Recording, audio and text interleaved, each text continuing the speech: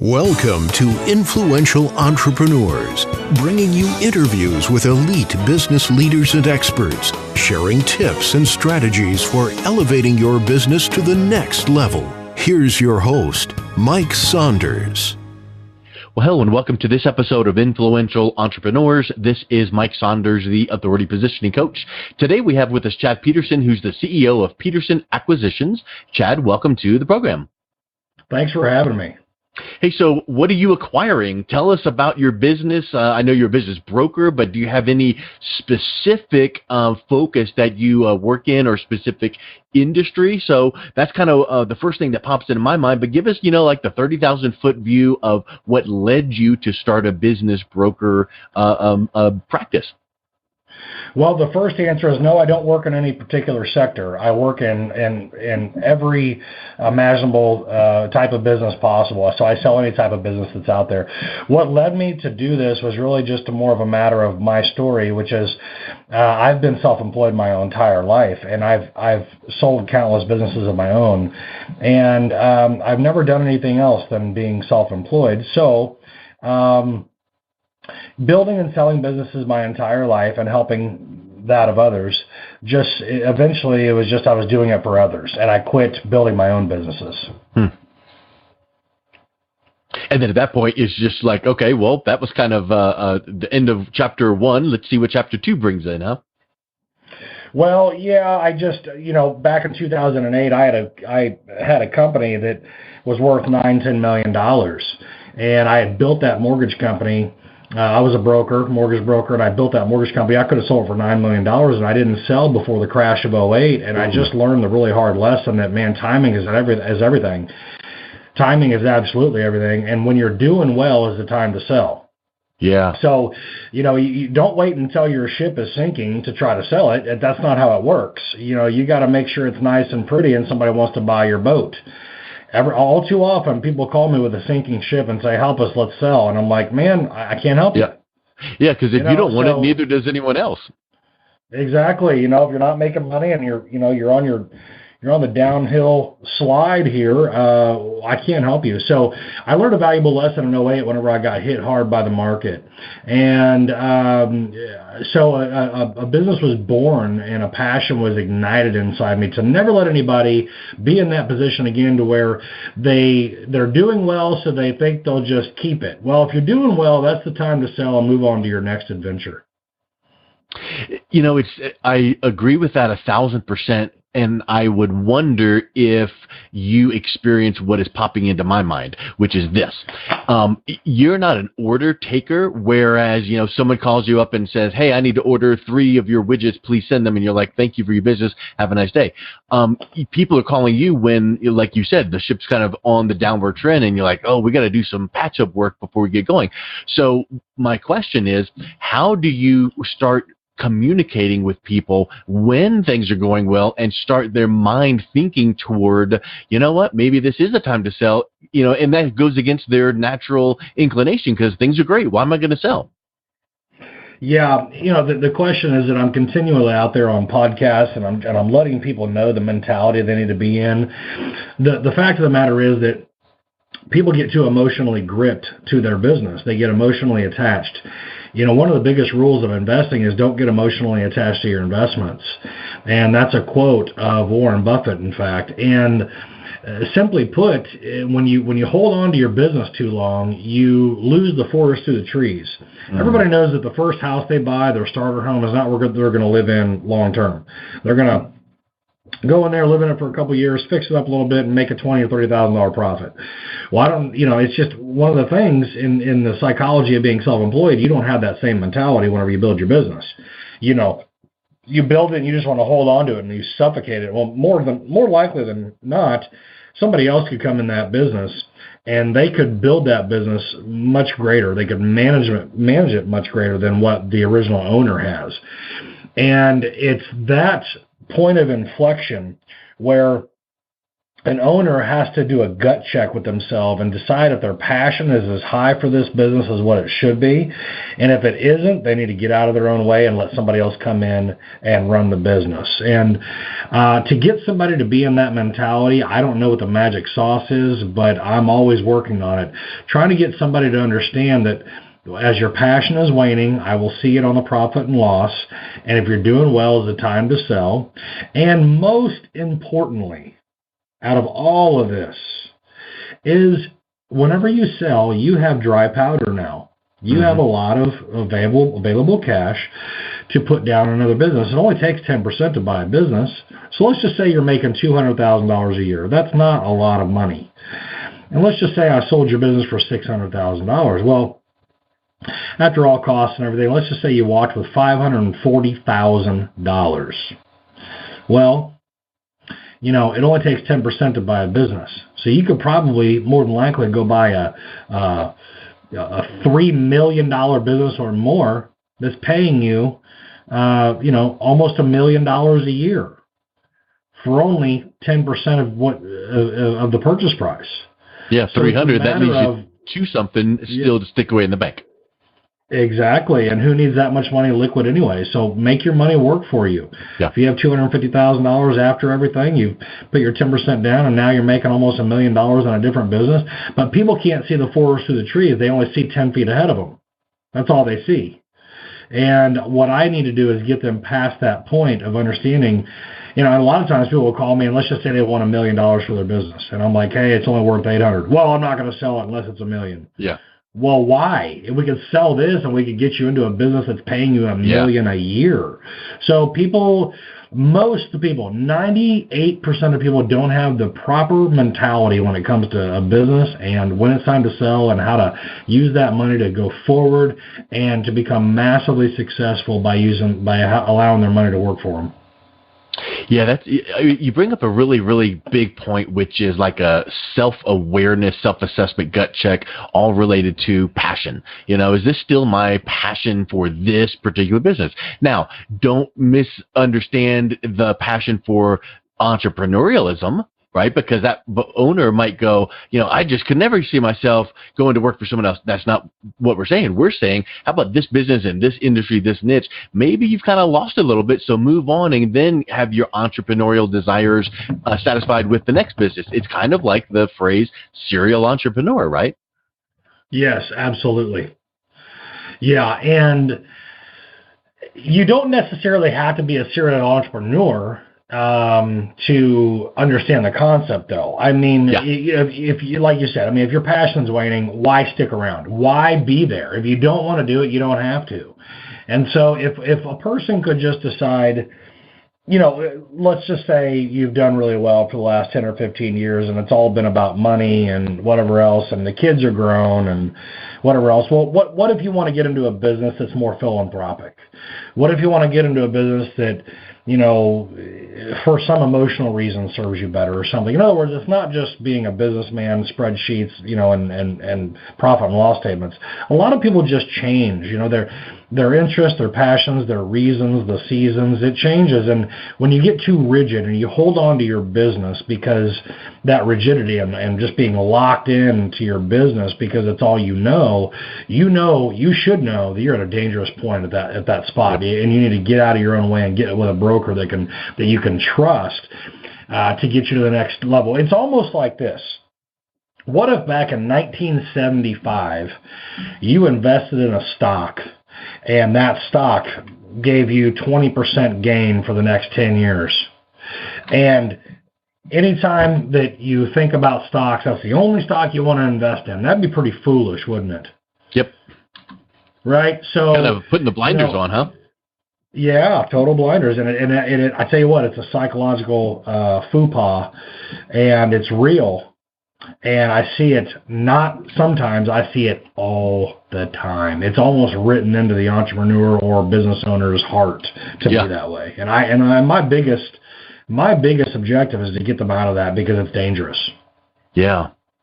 So on your website, you say you're the hardest working business broker you'll ever meet. And when I hear a statement like that, that means that that's kind of being a comparison to something else. So that tells me, and I don't know your industry, but that tells me that there might possibly be some business brokers that maybe aren't as reliable as they should be, maybe aren't as hard as working for your behalf. So tell us a little bit about what hardest working business broker you'll ever meet does for your clients. What does that actually look like?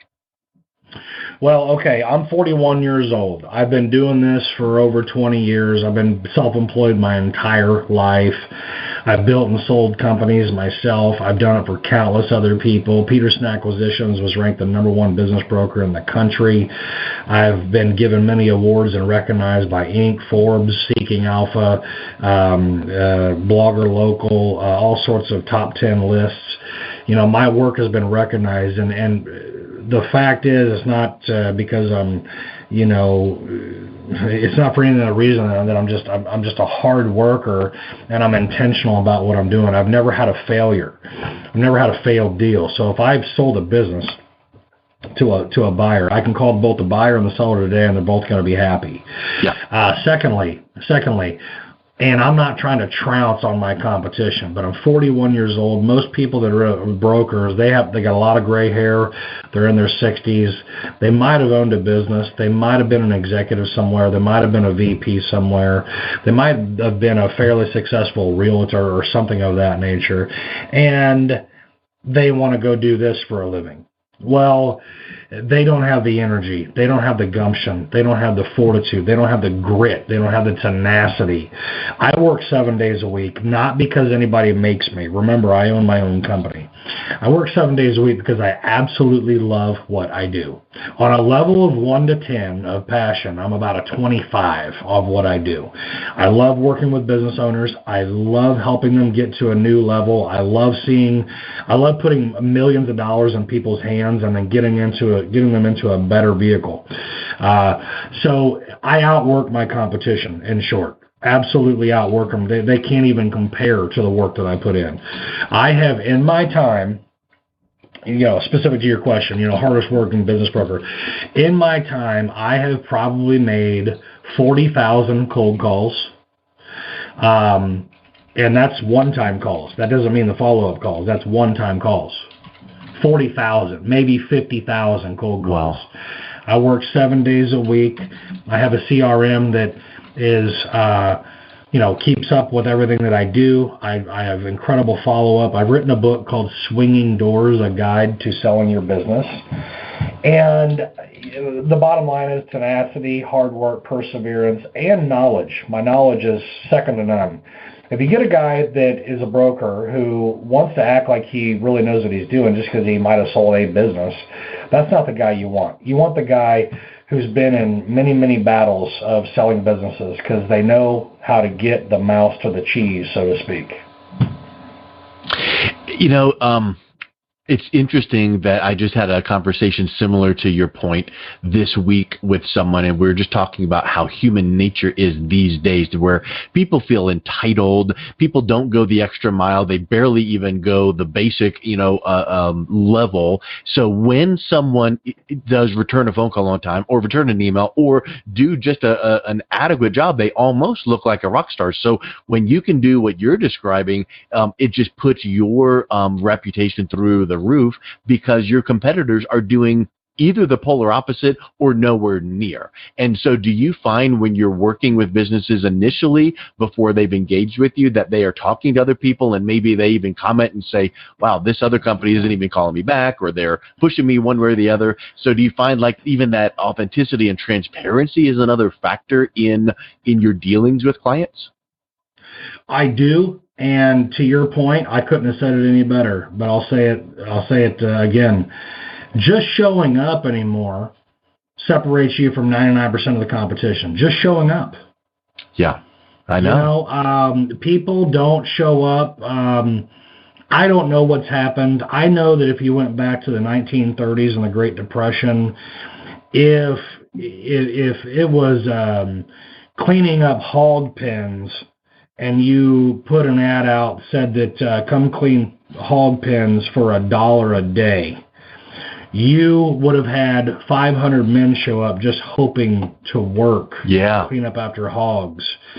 Now you give somebody an iPhone, you give somebody a computer connection, a phone to dial outbound, and all the tools in the world, including tools like this podcast, anything and everything that's out there available in the market to make a successful day. Google itself. I mean, can you imagine being back in the 30s and having 500 people show up just to clean after hogs, and you had to turn down 490 of them? Yeah. And nowadays, if you put an ad out and you said, "Hey, come work," and the potential for earnings is anywhere from $60,000 to $200,000 a year, depending on how hard you work, they would just show up and want to know what kind of health insurance they get and vacation how much time. Vacation time. Yeah, yep. How much vacation they get. Yeah. And so I don't know what's happened there, but I'm of the old school where I work, and I love it.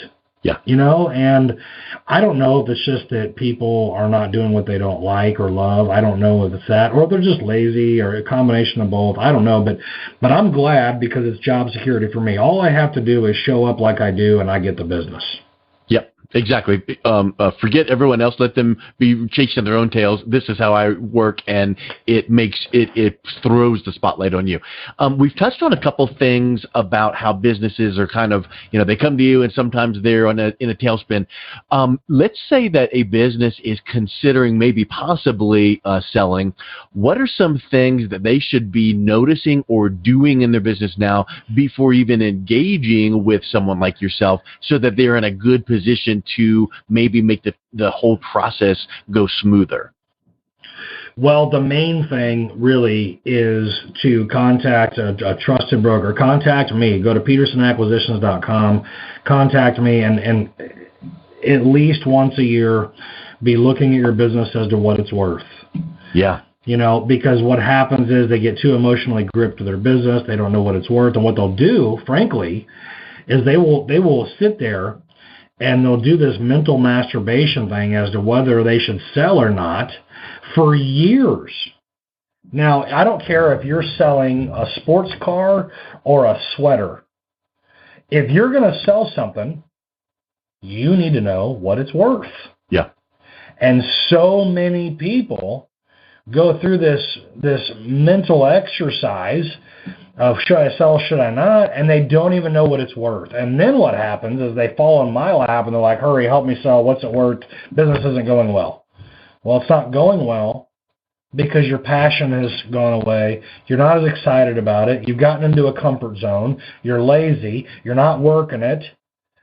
And now you want me to sell. Well, if somebody were to have stayed in contact with me for the last 2 years and I'm telling them what their business is worth, then I can get them into a selling position to where they get a good value for their business before their passion is completely sunk, and they can move on to their next adventure. So, but the short answer is just stay in touch with me so you can continually know what the value is. And it sounds like that would do a lot, everything you just said, but one thing that I was popping into my mind is setting unrealistic expectations, because that business owner that has that number in their mind that ends up being incorrect, they now are setting the bar at that number, when in reality, if they had worked with you to get a more realistic number, that expectation is set the right way, and then they're not fighting against themselves with that perceived gap. Yes, exactly. And I couldn't have said it better than you just did. I mean, good thing we're recording this then, huh? Yeah, well, I mean, think about it. The disparity in what people think it's worth and what it's really worth is so huge. Yeah. And getting past that is oftentimes tough. And so you're right. Reduce the shock factor by staying in touch with somebody so you know right where you stand. That's a great way to put that. Well, Chad, let's wrap up with this. If someone is maybe thinking of selling or what their options are, the first step is to reach out and see what their business may be worth, to have that expectation set the right way. What's the best way for them to reach out and connect with you?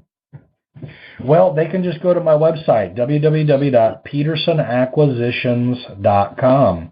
And if they contact me through there, I will give them, and they let me know that it was your podcast, I will send them a free copy of the book. Excellent. Well, Chad, thank you so much for coming on. It's wonderful talking to you, and I really appreciate your approach to business. Okay, thank you for having me, and I appreciate it all. You've been listening to Influential Entrepreneurs with Mike Saunders. To learn more about the resources mentioned on today's show or listen to past episodes, visit www.influentialentrepreneurssradio.com.